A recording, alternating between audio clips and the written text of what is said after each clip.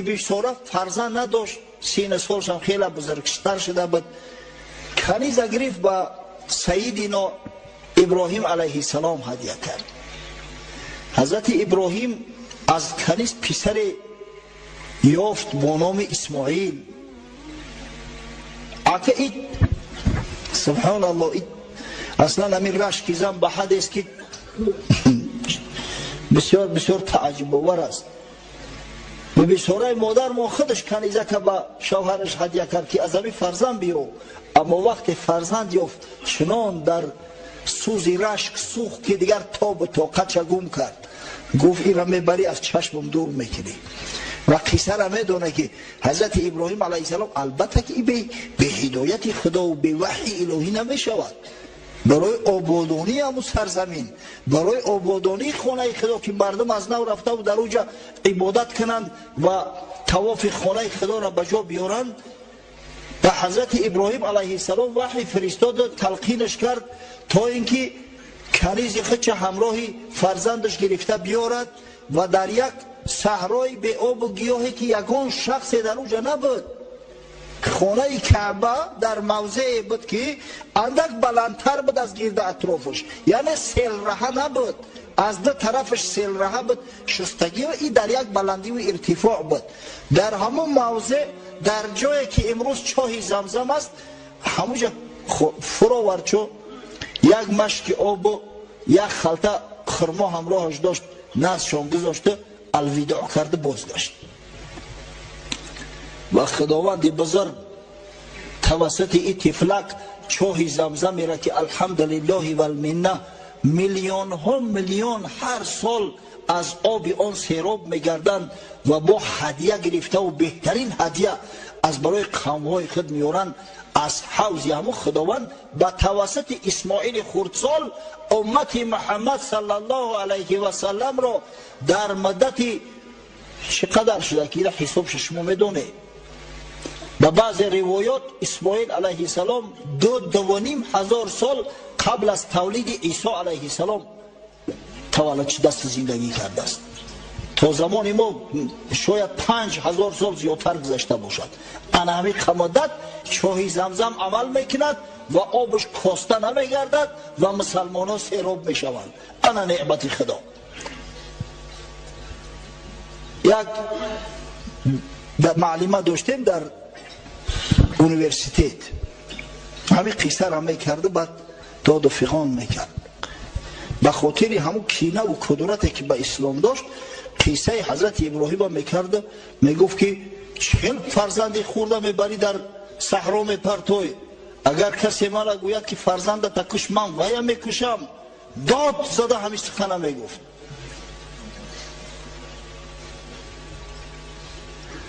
آخه ترا چی و سر تا بسری پیغمبر ها گذاشتن چی؟ او پیغمبر خداست که او کارا میکنه. انا وقت بزرگ مرد است که خدای تعالی از میان میلیارد بنده هاش او را برگزیده است و پدری ملت موحد قرار داده است. قدرت خدای تعالی را ببینه. اینجا چند نفر هم کورسا و هم سبقون در مسجد هستند، همش بدونن که دروغ نمیگم. این زن یک فامیلش نمیگیریم، یک پسر داشته است، یک پسر. هم کسی همون پسر جانی من گوید کش، من خودش هم کشم. پسرش یه روز در حالت مستی میه، مادرش چنان لگت کوب و مشت کوب میکنه که به همون ضربلت های دنیا گذشت برفت. این عاقبت کارش.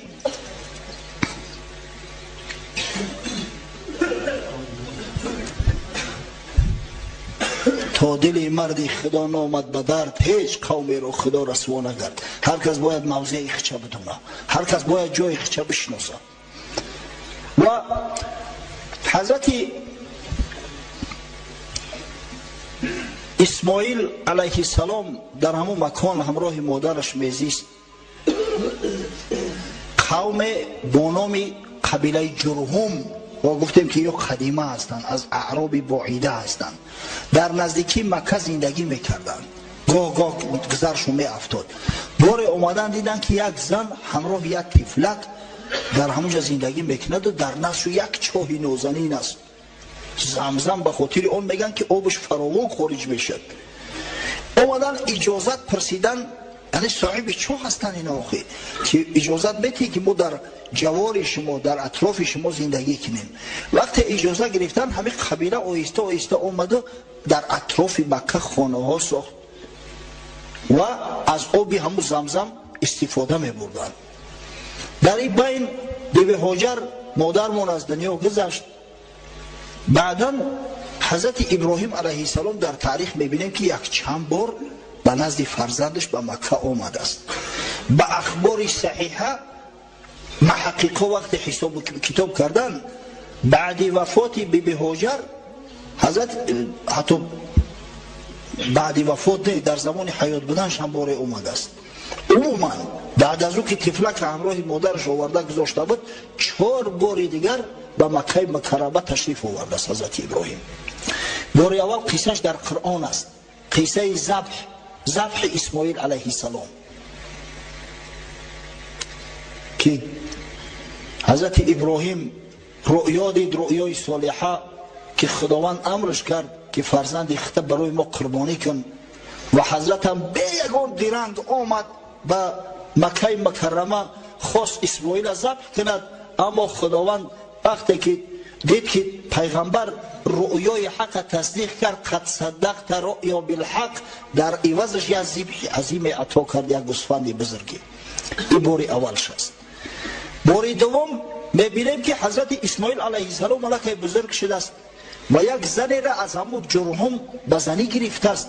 حضرت ابراهیم علیه السلام وقتی که به مکه مکرمه تشریف آورد اسماعیل نبود فرزندش. از زن پرسید که اسماعیل کجاست؟ گفت پیدا نیست، شاید شکار رفته بود. گفت زندگیتون چی نوع است؟ از زندگی گیله و جنگیله کرد، شکایت کرد. همین زن جکاک عمری آدم خزان میکند. پدرمو ابراهیم علیه السلام ایره خیلی خوبتر از ما و شما میدونست. از این خاطر زن گفت که وقتی که شوهرت اومد بگو که عتبه درش عوض کند، استانه در عوض کند که این استانه نشید. این بیچاره زنی به عقل است که جا میفهمه که چی گفت، نباشد در حیاتش کلمه به حضرت اسماعیل نمیرسون. وقتی اسماعیل اومد زن گفت یک موسفیدی بسیار زیبا جمال و نورانی آمد و تأکید کرد که اسماعیل عتبه درش عوض کند. گفت جواب دادم برم 4 طرفت قبله، عتبه در من تا است رود در گل، از این معلوم میشه که تو خوب استقبالش نکردی. و دختری سرور قبیله بنی جرهم مزاس ابن عمرو جرهمی را بزنی گرفت. سفری سیم حضرت ابراهیم را میبینیم که اومده است، باز فرزند چه نیفته است. ببینید حضرت تو به حد امانتدار بود که از مادر مو بساره همه فقط یک مهلت دیدار اجازت میگرفت، همه اجازتش که خلاص میشید قفا میگشت. او علینی قدی کار میکرد. حضرت آمد که اسماعیل علیه السلام نیست. پرسید زنه که چی حال احوال دارید؟ گفت الحمدلله، بسیار شکرگزاری نعمت خدا را میکنم که پروردگار خیل شوهری صالح برای من عطا کرده است، خداوند در خاندانم نور عطا کرده است، صاحب فرزند هستم. حضرت گفت وقتی که شوهرت اومد بگو که نه وقت عتبه زیبا و خوب موافق پیدا کردی، نگهش بدار.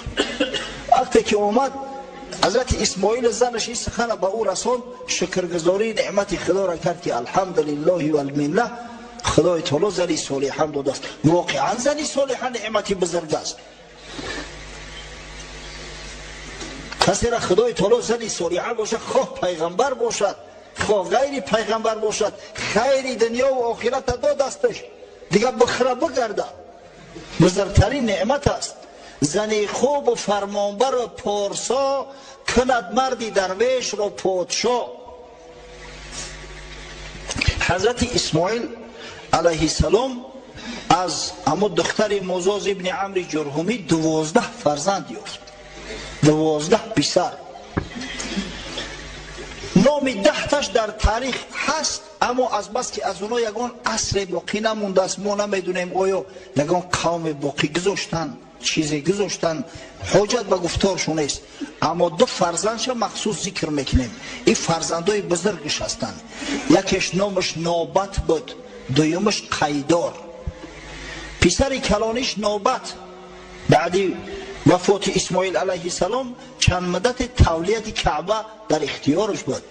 ما سفر چهارم حضرت ابراهیم در این بین نگفتیم، آخران سفر شد که وقتی آمد حضرت دید اسماعیل علیه السلام تیر برای کمانش درست کرده است در لب چاه زمزم، خیز پیش پدری بزرگوار پدر را زیارت کرد. بعدا 2 نفر دست آستین بر زده و با کمک جبرئیل علیه السلام و بعض دیگر از ملائک خانه کعبه را برداشتند، قامتش برداشتند و حضرت ابراهیم ندا داد و خداوند این ندا را در تمام عالم، در اطراف و اکناف، در صلب پدران، در رحم مادران، در روحها رسانید. هر کسی که اجابت کرده لبیک گفت، خدای تعالی او را مستوجب زیارت خانه خود گرداند، مستحق خانه خود گرداند و همه انشاءالله کسی که لبیک گفته است خانه خدا را میرود زیارت میکند. این سفر آخران حضرت ابراهیم علیه السلام است، ساختمان کعبه. و اسماعیل علیه السلام مدت 137 سال عمر دیده است. در همین مدت تولیت خانه کعبه در اختیارش بود. بعد وفاتش در ابتدا پسر بزرگش نوبت، بعد از او قیدار سروری و تولیت کعبه را در اختیار گرفتند. اما بعد وفات قیدار حکومت به دست باباش گذشت، به دست همون موزاز ابن عمرو جرهمی و قبیله جرهم دیگر فرزندای اسماعیل علیه السلام همه عربهای مستعربه را در یگان کار نزدیک شدن نگذاشتند. به خاطر جدشو احترامشو میکردن، اما دیگر در یگان کاری زیارت خانه کعبه و گذارشو نکردن. اونجا کار زیاد است، سقایت است، وفادت است، حجابداری است، پردهداری است، قیادت است. در هیچ کار نگذاشتنشون نزدیک شوند. یعنی هم حکومت ضبط کردن و بخت گرفتن، تقایوشو بگیم چی بگیم اگر. خب نوبت فرزندان نوبت آخر الامر کوچ برداشتن از مکه به جانب اردن رهسپار شدن. در اونجا یک از همه قوم‌های نبتی یک تمدن در دنیا باقی مونده است با نام تمدن نبتی ها. یک پایتختی هم داشتن با نام پترا که آثارش تا حالی را وجود داره. اما حتی امام بخاری قبیله های اوس خزرج از همین نبتی ها میدونه، از عرب مستعربه. ما به شما بیان کردیم که اونا عرب عریبه هستند، قحطانی هستند. اما امام بخاری آورده است میگن نه این فرزندای همین نوبت ابن اسماعیل هستند، از همین اولاد برمدیان، پس اینا هم عرب مستعربه هستند. و جای عجیبش این است که بزرگترین شارح بخاری در فتح القدیر، در فتح الباری ابن حجر عسقلانی را همین قول تأیید میکنند، اگرچه که اکثر محققا قول اول دارند که مردم اوس خزرج مستعربه نیستند، عریبه هستند. خب از عربی مستعربه که ها پیدا شدند؟ چه قوم ها؟ قبایلی. خب تا عدنان ما چیزی نمیدونیم. عدنان جد 21 رسول الله صلی الله علیه و سلم است. پیغمبر صلی الله علیه و سلم تا عدنان حساب کتاب میکرد، میآورد میرسون نسب شد. بعدا میگفت که تاریخ نویسا و همین منصب بیان کنان نسب بیان کنان دروغ گفتن، او طرفش بیان نمیکرد. در بعضی کتابا اومده است که از عدنان تا اسماعیل علیه السلام 40 پدر گذشته است، یعنی 40 پشت گذشته است. ایشک ما نمیدونیم، اما از عدنان در تاریخ مفصل اومده است که عدنان علاکه یک چهره شناخته شد. در جنگی که بین بخت النصر پادشاه بابل، پادشاهی که بیت المقدس به خاک یکسان کرده بود، با قبایل عرب شد، سروری قبایل عرب عدنان به عهده گرفت. جرهمی ها نه، عدنان، یعنی ستاره عدنان علاکه بدرخش در اومد. از عدنان یک فرزند بود با نام معد که با ارمیا یا که با یکی از دوستای ارمیا با نام برخیا حتی هم نشینی کرده است شخص. بعدا وقتی که معد از دنیا گذشت یک پسر داشت با نام نیزار. نیزار 4 فرزند بعد خود باقی گذاشت که سلسله تمام عرب‌های مستعربه همه 4 فرزند نیزار هستند. ایاد، انمار، ربیعه و موزر. این همه 4 فرزند. تمام قبایل عرب مستعربه از همین سرچشمه میگیرند. از جمله قبیله های بنی حنفیه، قبایل بنی اسد که امروز بسیار سرشمار هستند، اینا از ربیعه هستند، قوم های ربیعه هستند. قبایل حوازین، تمیم، قبیله های ثقیف، کنانه و از کنانه قریش پیدا شد، اینا از مزر هستند. اولاد پیغمبر صلی الله علیه و سلم قبیله مزری میگفتند.